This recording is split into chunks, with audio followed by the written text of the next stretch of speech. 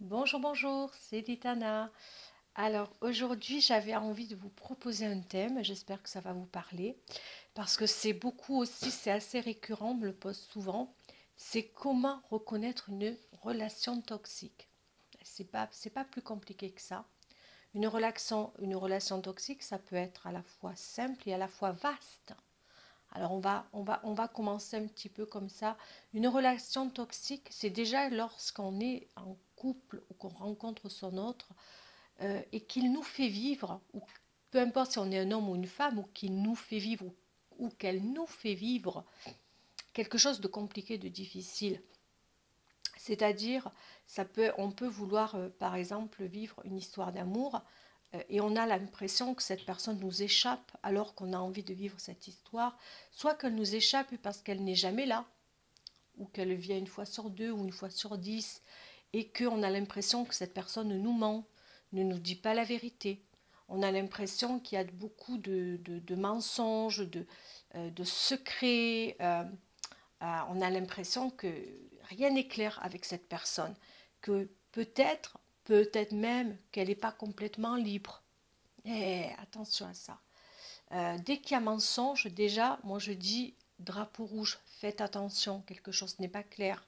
Euh, ou alors, je ne vais pas rentrer aussi dans la relation toxique dès qu'il y a de la violence, qu'elle commence à être verbale ou qu'elle commence à être euh, quelqu'un pour moi qui est violent hein, de toutes les manières, c'est toxique. Là, je pense que ce côté-là, vous l'avez compris.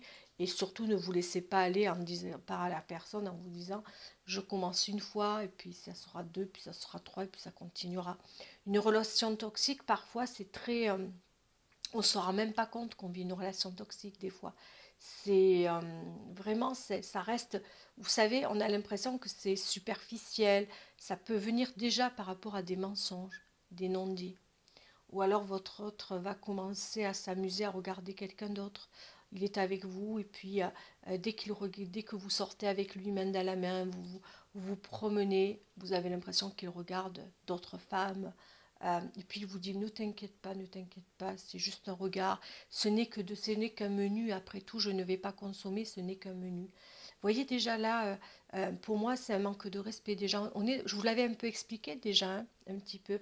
Mais là, c'est vraiment pour reconnaître des relations toxiques. Il y en a qui vont me dire, oh, mais tu sais, Litana, c'est gros ce que tu dis quand même. Il a le droit. Mais alors, dans ces cas-là, vous avez le droit, vous aussi, d'aller regarder d'autres hommes. Et vous verrez un petit peu comment votre autre va se comporter si vous faites la même chose que lui. Une relation toxique, c'est quand, par exemple, votre autre eh bien, passe ses journées, soit vous n'êtes déjà un homme qui, qui ne vous met pas en priorité dans sa vie. Si vous n'êtes pas sa priorité, je ne dis pas une début de relation, mais si vous ne devenez pas sa priorité et que vous êtes la seconde ou la troisième roue de la charrette, posez-vous les bonnes questions. Quand on rentre dans une histoire d'amour, euh, que ça soit une famille recomposée ou une famille ou simplement que vous le connaissez, qu'il est seul, que vous êtes seul, que vous n'avez pas d'enfants, peu importe. Hein. Alors évidemment, si vous avez chacun des enfants, évidemment que les enfants, ça comptera toujours beaucoup plus. Forcément, l'enfant, c'est tout ça. Hein. Mais ça ne vous empêchera pas d'être heureux et de faire passer votre autre, les enfants et vous. Hein. Il rentrera dans cette bulle-là. Il n'y a rien de... Hein. Par contre, quelqu'un que votre autre, si admettons, eh bien, il a beaucoup d'amis autour de lui, et puis que quelque part, voilà, vous vivez cette histoire d'amour, mais par rapport à ses potes, il n'est jamais avec vous, ou que tous les week-ends, vous n'êtes pas avec lui, et qu'il est avec ses potes tous les week-ends, et ça devient récurrent, vous n'avez jamais votre place le week-end, ou alors qu'il ne vous les présente pas, qu'il vous met à l'écart, ou alors chaque fois que vous vous disputez et que ça soit toujours par rapport à ses potes ou à sa famille, et ça devient récurrent, dites-vous que quelque part ça commence à être toxique. Une histoire d'amour, voilà, une histoire d'amour pour moi, il y a des hauts et des bas. Hein, il y a des disputes comme de partout, on ne peut pas s'entendre avec tout le monde, mais c'est des problèmes de tous les jours. C'est pas quelque chose d'extérieur qui va compliquer la relation. Qui viennent famille, parents, amis, etc. c'est pas eux qui vont quelque part vous éloigner l'un de l'autre, ou qui vont essayer, même une histoire d'amour, rien ne peut vous séparer, à part votre propre histoire, à part vos disputes, ou alors parce que vous ne vous aimez plus, ou alors parce que voilà, dès qu'il y a des choses extérieures qui arrivent, ou que votre autre se comporte comme un célibataire endurci, un séducteur qui aime plaire, qui a besoin d'aller à droite ou à gauche, ou parce que votre autre vous trompe, ou parce qu'il ne fait que regarder les menus, comme ils disent parfois, mais qu'ils ne consomment pas, mais qui sont incapables de rester droits, hein, dites-vous que quelque part, dès que voilà, vous sentez que vous n'êtes pas bien au fond de vous, et que vous supportez, et que vous acceptez des choses que vous dites, dans la vraie vie de tous les jours, je ne l'accepterai pas. Je ne peux pas accepter. J'accepte parce que je l'aime. Vous voyez, quand vous dites je l'accepte, ça parce que je l'aime, mais en vrai, c'est pas moi. Dites-vous déjà qu'on peut être dans une relation toxique. Une relation toxique, c'est pas forcément quand il y a de la violence conjugale, hein, alors que ça, c'est des vraies relations toxiques. Mais des fois, ça paraît des fois plus nuancé. Des choses tellement des fois qu'on va se dire oh c'est pas toxique, c'est pas toxique, il regarde d'autres nanas, je suis avec lui, c'est pas toxique, il a limite il dragouille ma copine, c'est pas toxique. Là je dis drapeau rouge. Du moment que vous le vivez mal, du moment que vous êtes malheureuse ou malheureux, c'est toxique. Quelqu'un qui vous rabaisse à chaque fois, vous êtes avec lui, oh, toi, et qu'il vous dit mais toi de toute manière tu es trop grosse, tu es trop nulle, tu es trop ceci, tu es trop cela, tu es bonne à rien, tu sais rien faire, c'est toxique. Quelqu'un qui vous aime, c'est quelqu'un qui vous remontera toujours, c'est quelqu'un qui sera toujours là pour vous, qui vous protégera, qui vous aidera. Si vous n'arrivez pas à faire quelque chose dans votre vie, admettons, hein, je prends un truc, vous n'arrivez pas à maigrir, un truc bête. Hein. Nous les femmes, avec les régimes, on casse les pieds à notre autre. Eh bien, un homme qui vous aime, à la limite, il fera le régime avec vous. Non, mais je vais un peu fort, hein, mais il sera là pour vous. Il vous aidera, il fera du sport avec vous, il sera là, il sera toujours là pour vous remonter, il ne vous traitera pas de trop grosse ou de trop ceci, ou t'es grosse, t'es ceci, t'es cela. Non. Là, on arrive dans le toxique. Quelque chose de toxique, c'est quelque chose qui nous fait mal, qui nous fait pleurer. Quand on se dispute avec son autre pour des histoires de rien du tout, c'est pas toxique. C'est parce que des fois, on n'est pas sur la même longueur d'onde. Ça, c'est rien. Une histoire toxique, c'est quand l'autre vous fait mal. Voilà. Après, respectez-vous. Prenez soin de vous. Dites-vous que quelque part, on n'a pas à subir les choses de l'autre si vraiment il ou elle, hein, parce que des fois, il y a des hommes derrière aussi qui souffrent. Hein. Dites-vous qu'une histoire d'amour, ça coule de source. Avec ses hauts et ses bas, c'est normal. C'est normal. On ne vit pas des choses où on nous fait du mal. Les relations toxiques, ça peut être par le verbe. Ça, c'est très vaste. Et là, je vous ai dit que des petits trucs, là, vous voyez. Je ne me suis pas non plus élargie parce qu'il y a des choses peut-être que j'oublie là-dedans, hein, dans les relations toxiques. Mais un homme qui, par exemple, qui vous... moi, je suis d'un tempérament jalouse. Bien, si la personne qui m'accompagne dans ma vie de tous les jours va jouer sur mon mode de jalousie, où il va regarder plein d'autres nanas, ou alors il va, je sais pas, hein, il va tout faire pour me rendre jalouse, c'est devient toxique. Hein. Il ne faut pas se dire soi-même, ah ben c'est moi, c'est ma faute à moi si je suis jalouse. Non, c'est jamais votre faute à vous. À un moment donné que vous êtes un homme ou une femme, à part que vous avez une jalousie maladive. Hein. Mais sinon, une personne qui vous aime, au contraire, elle ne va jamais éveiller votre jalousie. Au contraire, elle fera tout pour calmer la sauce. Hein. Si vous êtes, par exemple, je ne sais pas, je peux aller sur un autre thème, contexte, par exemple, vous êtes quelqu'un qui est très timide et que votre autre est très expansif, eh bien au contraire, il ne va pas non plus voilà, vous rabaisser en disant oh ben tu parles jamais en public, tu es toujours en train, tu ressembles à une plante, voilà, vous voyez, Ce genre de choses-là, ça peut être n'importe quoi. De toute manière, on a l'impression que tu es jamais là.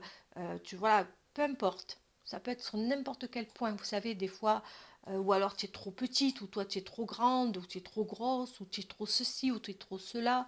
Tu es bonne à rien, tu fais jamais le ménage, tu sais rien foutre dans la maison. Ouh, hein?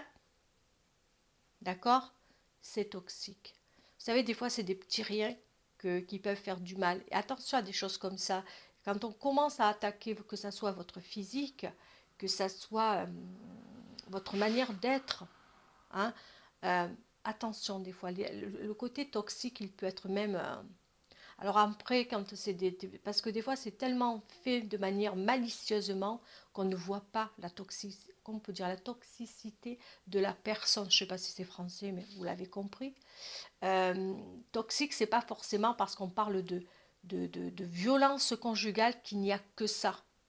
Hein, parce qu'il y en a qui me disent, mais tu te rends compte, Litana, est-ce que ce qu'il me fait vivre, c'est normal? Alors, c'est vous. Moi, je vous dis après, voilà, moi, je vous donne ce que je peux savoir. Hein, mais il y a tellement, c'est tellement vaste. On parlait du plan toxique, de quelqu'un qui peut vous faire du mal, que ça soit un homme qui le vit mal parce que sa compagne lui en fait voir de toutes les couleurs. Attention, il faut être modéré aussi. Hein. Il ne faut pas non plus rentrer dans le moindre truc, penser que l'autre est toxique. Mais c'est là où ça fait mal, c'est là où on appuie, ça touche le cœur. Vous dites, il y a quelque chose de pas normal dans la relation. Si c'est pour que votre autre, pareil, je sais pas, on touche quelque chose en vous qui vous fait mal ou que votre autre est absent. Vous sortez avec un homme depuis déjà 2 3 mois et votre autre, par exemple, est toujours sur les réseaux sociaux. Euh, il est avec vous, vous sortez avec lui, il a toujours son petit truc de téléphone, il vous montre jamais c'est ce qu'il fait, mais il est toujours là avec en train d'envoyer des textos à Pierre, Paul et Jacques, vous pouvez même pas en placer une, il vous écoute plus. Vous avez beau être avec lui, pourquoi tu ne m'écoutes pas, pourquoi tu n'es pas avec moi? Bon, je connais quelqu'un hein, dans mon entourage, je ne dis pas qui, hein, toujours sur les réseaux sociaux, toujours. Et cette personne que j'ai connue, elle s'est plainte parce que l'autre l'avait quittée. Mais je lui ai dit, hein, si elle t'a quitté, il faudrait peut-être que tu te poses bien les questions. Tu n'écoutais plus la personne qui était avec toi, tu ne l'écoutais plus. Elle avait beau attendre ta tendresse, ton amour, tu n'étais pas là pour elle. À un moment donné, elle a bien fait. Elle a pris ses clics et ses claques et puis basta così.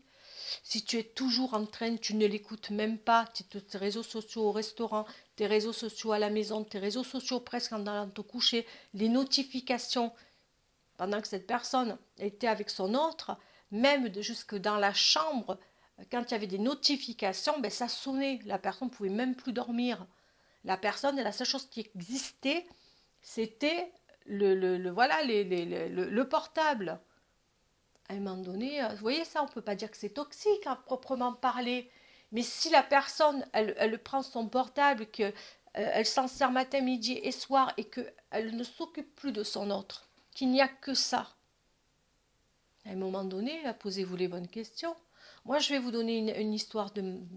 J'ai eu une histoire, moi, avec quelqu'un. Il n'avait que sa voiture. J'ai connu un gars, hein, il y a quelques années de ça, il faisait du tuning. Je ne dis pas du tuning, vraiment le vrai tuning. Hein. Je ne dis pas encore c'était le vrai tuning, mais c'était la voiture matin, midi et soir. Il m'a mené, on devait aller dans des magasins, je ne nommerai pas les magasins, c'était des trucs de voiture, c'était pour peindre la roue, c'était pour ceci, acheter le truc du volant, c'était rechercher ceci, rechercher cela. Et encore, il ne faisait pas de course, il ne faisait rien. Il était light, hein. Moi, je veux dire, il était même très light. Mais c'était de rencontrer d'autres potes qui faisaient la même chose que lui. Tuning, patin, oh, tu as fait ça, pire qu'une femme.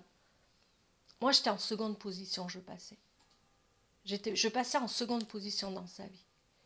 À un moment donné, on accepte. On se dit, oh, c'est rien. Il vaut mieux que le gars s'occupe de la voiture que d'une autre femme.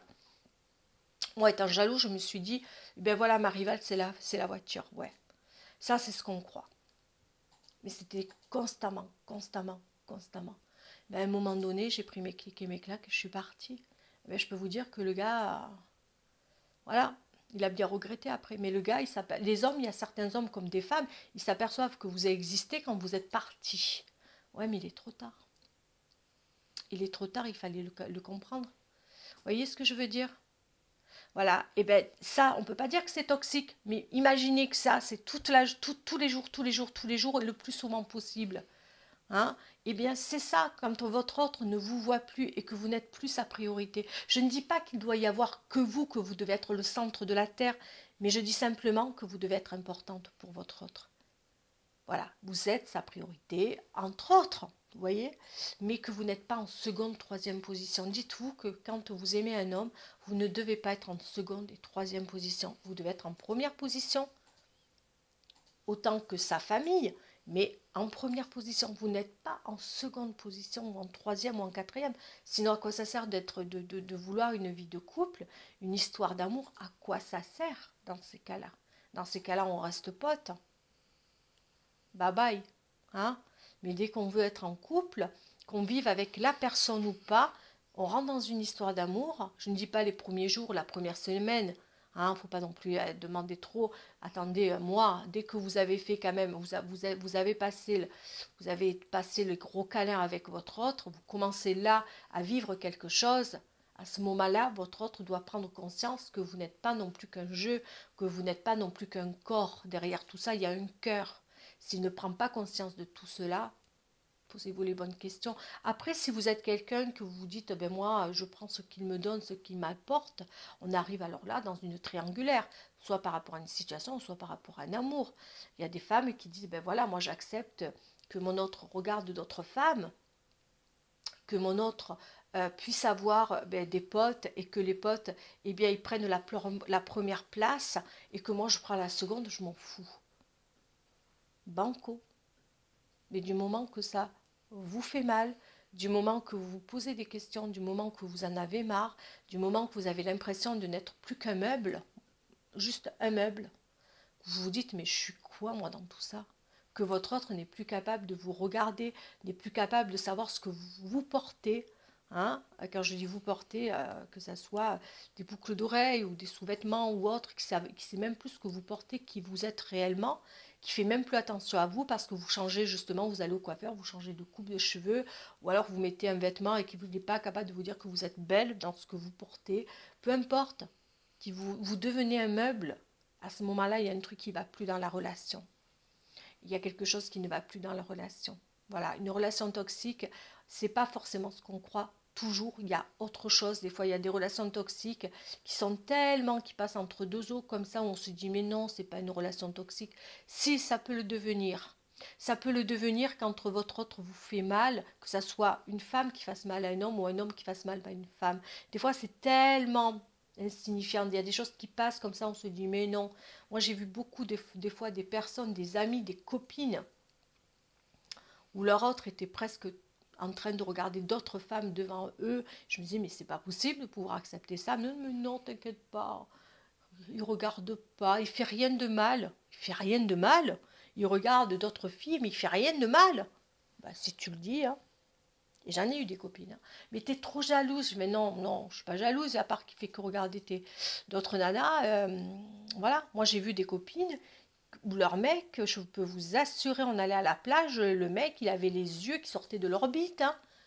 Il regardait les femmes à seins nus. Et j'ai fait, ça te gêne pas plus que ça que ton homme? Hein. Mais non, on est à la plage, ne t'inquiète. Ben, moi, j'avais envie de lui dire, mais purée, tu vois rien, hein, t'es aveugle. Hein. Mais ça la gênait pas. Ça la gênait pas que son homme regarde d'autres nanas avec les seins nus et patins et couffins. Il n'y avait aucun problème.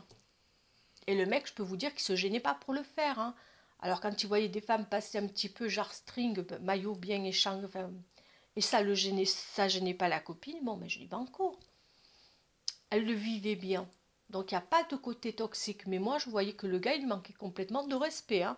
Moi, je sais pas, je suis en couple, mon mec qui fait ça, il s'en prend trois dans la gueule. Hein, je peux vous le dire. Et en plus, je dégage, moi. Non, mais voilà. Après, voilà, ça, c'est le caractère. Moi, j'ai un caractère assez fort. Donc forcément, je prends les choses au premier degré. Mais, comme on peut me dire, je suis un peu jalouse. C'est pas que je suis jalouse. Moi, je suis vigilante. Je suis les deux à la fois. Mais moi, je suis désolée. Demain, je vois un mec en maillot. Je vais pas regarder en dessous de la ceinture. Hein. Maintenant, si je commence à regarder, ça veut dire que maintenant, peut-être que moi aussi, j'ai peut-être une leçon à donner à mon homme. Mais j'en suis pas arrivée là encore pour l'instant, donc je me dis peut-être que, mais vous voyez, moi, il faut pas jouer trop avec moi, hein. Moi, si on déraille, je déraille 10 fois plus. Moi, là-dessus, je rigole pas. Après, voilà, on peut dire, mais Nathalie, tu peux prendre tout au premier degré. Peut-être, peut-être. Mais en même temps, je me respecte et je veux qu'on me respecte. Voilà, moi, je pars d'un principe comme ça, je veux être respectée.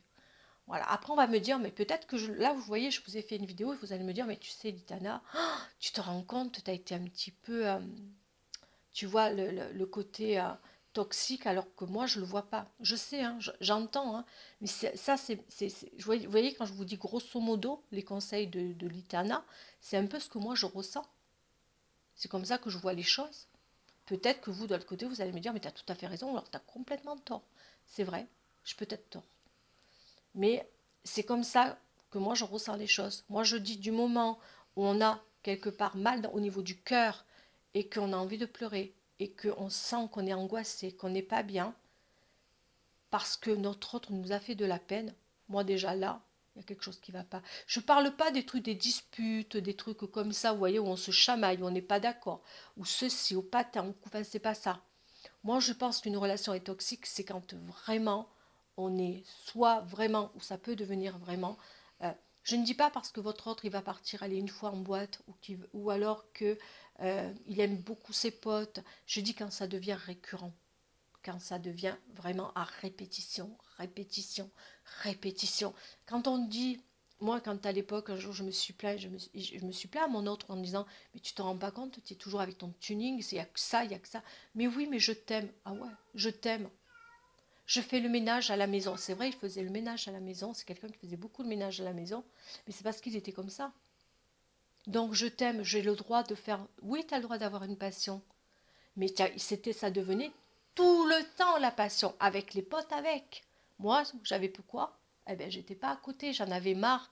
Ah, il me dit, reste avec moi, tu peux rester. Des fois, je passais 4 heures dehors. Lui, ses potes et moi en train de faire le tuning. À un moment donné, j'ai dit, mais c'est plus moi. J'avais l'impression de perdre mon identité. Je me suis dit, mais qu'est-ce que je fais là? Qu'est-ce que je fous dehors, moi? Euh, Au lieu de m'occuper de moi, j'étais à la fois, je voulais l'accompagner pour être avec lui, mais ça devenait tous les jours. Tous les jours, à un moment donné, c'est pas vivable. Après le travail, ça pouvait être n'importe quelle heure, je mourais de froid. Et bien à ce moment donné, j'ai coupé les ponts, j'ai dit bye bye. Mais il a fallu du temps pour que je le comprenne. Mais non, je ne ferai plus ce genre d'erreur. Bon, là, banco, alors là, stop. Là, alors, bon, après, forcément, on prend maturité, on accepte beaucoup en étant jeune, mais il y avait quand même des limites. J'acceptais, mais en contrepartie, j'avais aussi, mais je me disais, j'avais ce côté un peu vengeresse, un côté comme ça. Tu fais ça, alors tu vas faire ça pour moi. J'aurais jamais dû faire ça aussi. Vous voyez, j'avais ce côté. Après, j'ai assez un sacré caractère derrière, mais j'aurais jamais dû faire moi aussi demander. J'aurais dû dire, écoute, je t'aime bien, tu m'aimes bien, c'est ok, mais on n'est pas fait pour être ensemble. Toi, tu es basé là-dedans, moi je suis pas du tout. Vous voyez, si c'est une fois par semaine, il n'y a rien et encore, voilà, mais quand ça devient, voilà, il faut beaucoup parler avec votre autre, il faut beaucoup communiquer avec votre autre.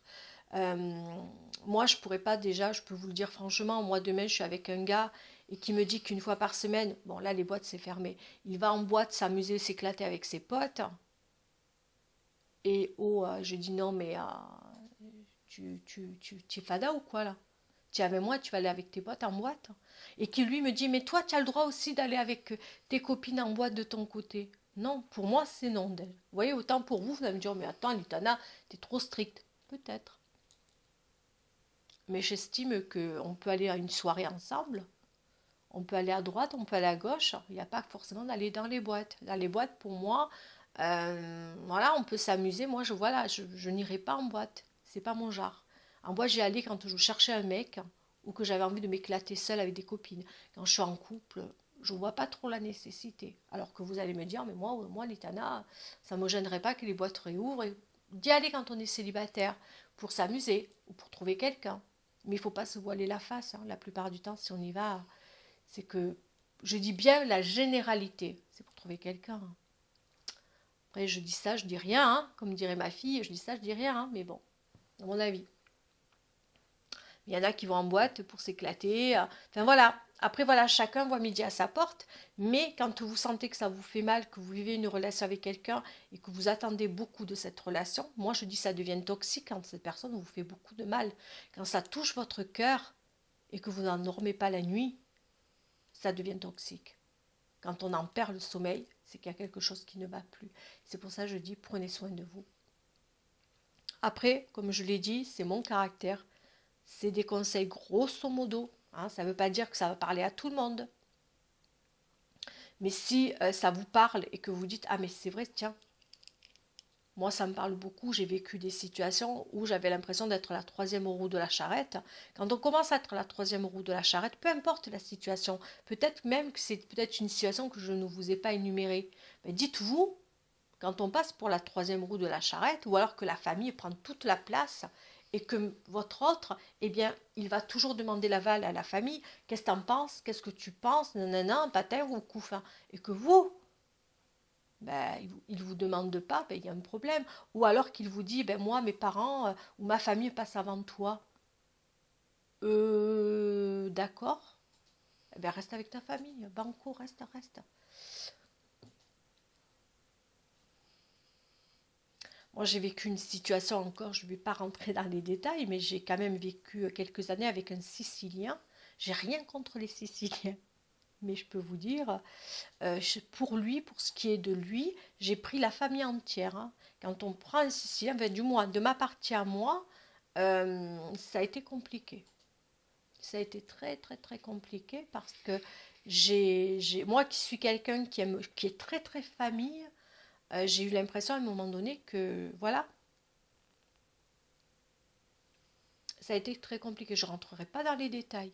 Mais moi qui aime les hommes, qui aiment leur famille, je suis très très famille. Mais je pensais vraiment que j'allais trouver un équilibre. Mais pas du tout. Mais voilà, il y a des hommes comme ça que la famille passe avant vous. Si la famille passe avant vous, je vous dis attention, trouvez un équilibre parce que c'est compliqué. Hein.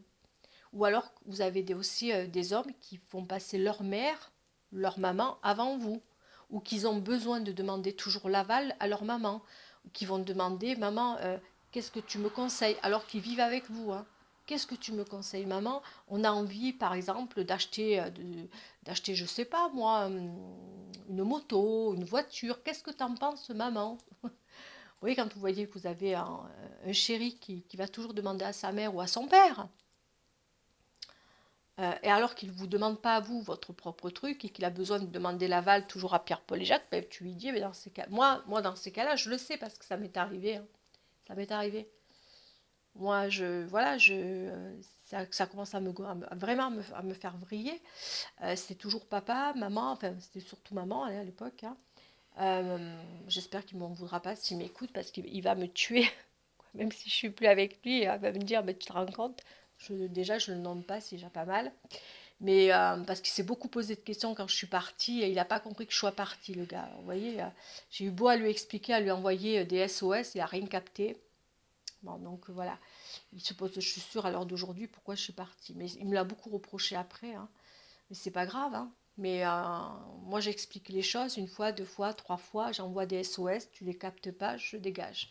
Moi je suis quelqu'un que j'ai eu beau à lui dire, mais tu te rends compte, on vit ensemble et tu as besoin que tu demandes un conseil, c'est un truc. Mais vraiment, demander à ses parents, maman, je vais acheter des rideaux, mais ça n'a été jusqu'à là. Hein. On voulait acheter des rideaux, c'était jusqu'aux rideaux, c'était jusqu'à ceci, jusqu'à cela, c'était les meubles, tout. Et en plus, les meubles, il ne m'écoutait pas, il écoutait sa mère, et c'était des meubles de François Ier. Hein. Alors moi qui suis plutôt moderne, mais complètement dans les modernes, lui il était très ancien, alors vous voyez un peu, et on n'avait que des meubles anciens. Oh, à un moment donné, ce qui m'a ouvert les yeux, c'est ma maman qui m'a dit un jour en venant nous voir, et je l'avais mis de côté, mais elle m'avait dit on est chez qui? Chez ton mec ou chez toi? Et là ça m'a ouvert les yeux. J'ai dit ok, j'ai dit à ce point, elle m'a dit oui, oui ma fille, jusqu'au rideau. Et j'ai compris, j'ai dit oh là, et je suis partie très vite parce qu'elle m'a ouvert les yeux. Et je lui demandais rien à ma mère. Jamais quand je fais quelque chose, ma mère c'est tout pour moi, je l'appelle tous les soirs. Bon, maintenant elle est avec moi, mais euh, si c'est pour de vivre avec un gars ou avec une fille et que votre autre demande à sa famille constamment et ne vous aide pas, et finalement vous avez l'impression de vivre avec quelqu'un qui n'est pas capable de... Voilà. Voilà, vous voyez, la toxicité peut être de n'importe quelle manière, même dans des choses où on ne s'imagine même pas que c'est toxique.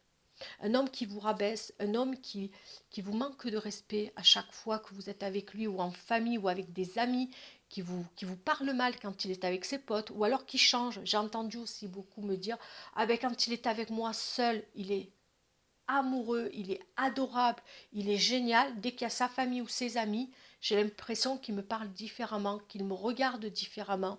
J'ai l'impression d'être différente à ses yeux. À la limite, il ne me montre même pas son amour. Dites-vous qu'il a deux visages. Soit qu'il a honte de vous, soit qu'il a peur de montrer ses sentiments face à ses amis ou à sa famille. Un homme qui n'est pas capable de se montrer tel qu'il est avec vous, de manière intérieure ou extérieure, vous ne comptez pas pour lui. Vous ne comptez pas pour lui. J'ai aussi vu aussi une copine, une abonnée, on va dire une abonnée avec qui j'ai beaucoup sympathisé parce qu'elle est toujours en train de me dire, elle va se reconnaître, je fais de gros bisous. Elle me demande énormément. Son mec ne l'affiche jamais sur les réseaux sociaux. Jamais il est en photo avec elle. Jamais. Mais par contre, il met des photos de ses chiens, parce qu'il a 3 chiens, le gars. Il met des photos de ses 3 chiens, toujours, mais jamais d'elle. Et de lui en couple. Alors je lui ai dit, après voilà, peut-être qu'il fait ça comme ça, mais j'ai fait pose-toi les bonnes questions aussi, peut-être que... voilà. Peut-être que si vraiment il t'aime, il devrait s'afficher aussi avec toi. Peut-être qu'il y a un petit truc. Pose-toi et pose-lui des questions. Peut-être qu'il ne le fait pas exprès. Mais voilà, vous voyez, des fois c'est rien, mais elle, ça lui fait mal parce qu'en fait, ça dure. Hein. Il met des photos de sa famille à lui, il met des photos de tout le monde, mais sauf d'elle. Elle se dit, il y a un truc qui ne va pas, quoi, finalement. Elle a cette impression d'être vraiment pas là-dedans, pas inclus, finalement. Et voilà, je lui ai dit, mais voilà, si c'est que des chiens, après tout, t'as pas. Mais elle m'a dit, non, non, il y a la famille derrière, les amis, il y a tout, mais sauf elle. Voilà. Alors, est-ce que... Et elle, ça le fait de plus en plus de mal parce qu'il fait que rajouter des photos, des photos, des photos, des photos. Il est très présent sur les réseaux sociaux, pas que ça. Et elle me dit, j'en souffre. Eh bien, j'ai dit, là, ça peut devenir à un moment donné délicat. Il faut parler, il faut demander pourquoi. Ben, demande-lui à avoir une photo avec toi dans le truc. Ça fait plus d'un an et demi qu'ils sont ensemble quand même. Hein. Et ça fait depuis ces 1 an et demi, ben, il y a les chiens, il y a ceci, bon, enfin bref. Voilà. Et j'ai dit, ben, si tu vois qu'il veut pas et qu'il a du mal à te mettre, c'est peut-être qu'il y a un petit souci derrière ou peut-être qu'il y a d'autres femmes derrière. Observe bien les choses et voilà, il faut poser des questions. Mais voilà, c'est des petits trucs comme ça.